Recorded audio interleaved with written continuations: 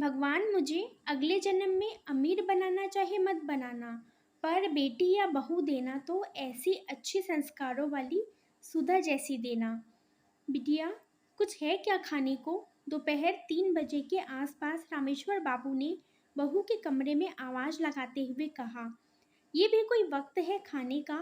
और अभी 11 बजे दिया था ना दूध वाला दलिया, फिर अब 3 बजे है।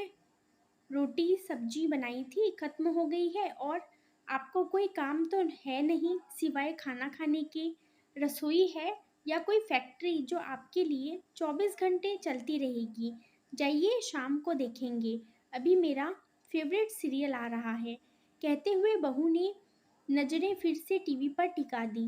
रामेश्वर बाबू चुपचाप वहां से अपने कमरे की ओर बढ़ गए।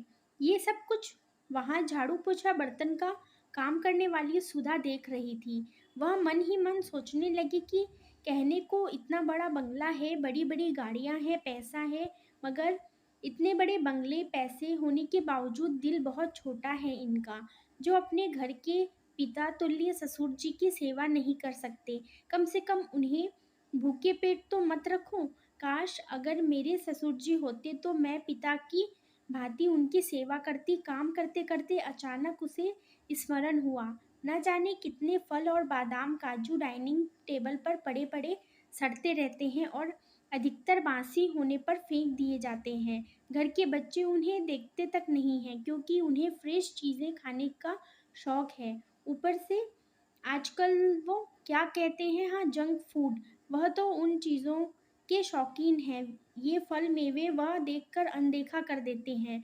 साहब मालकिन को जहाँ अपने काम और किटी पार्टी से फुर्सत नहीं है, तो वह क्या खाएंगे और क्या देखेंगे?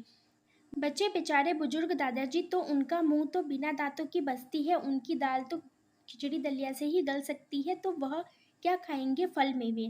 तभी कुछ सोचते हुए सुधा का चेहरा खिल उठा। उसने एक मुट्ठी मेवा सिलपट्टे पर पीसे और जरा से दूध में एक पके केले के साथ मसलकर बुजुर्ग रामेश्वर बाबू को पकड़ा दिए और बोली, बाबूजी, आप चुपचाप खा लीजिए। आपको भूख लगी है ना?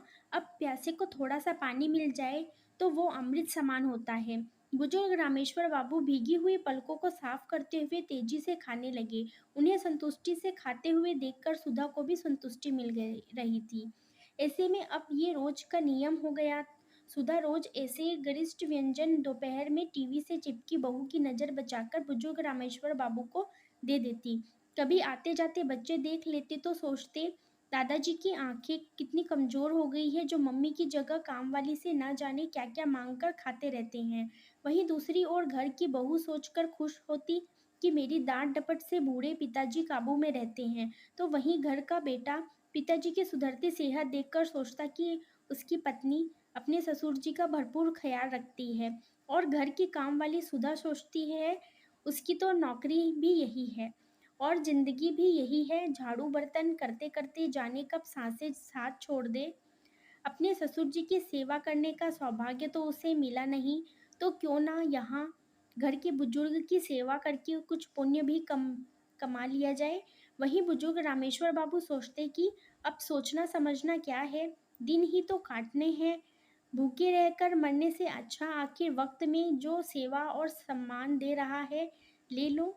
और वह अक्सर सुधा को आशीर्वाद देते हुए सोचते, अगले जन्म में भगवान मुझे अमीर बनाना चाहे मत बनाना, बस बेटी देना या बहू देना तो ऐसे सुलझे हुए संस्कारों वाली सुधा जैसी देना। तो ये कहानी कैसी लगी मुझे कमेंट करके ज़रूर बताइएगा। वीडियो को लाइक और चैनल को सब्सक्राइब कर दीजिएगा।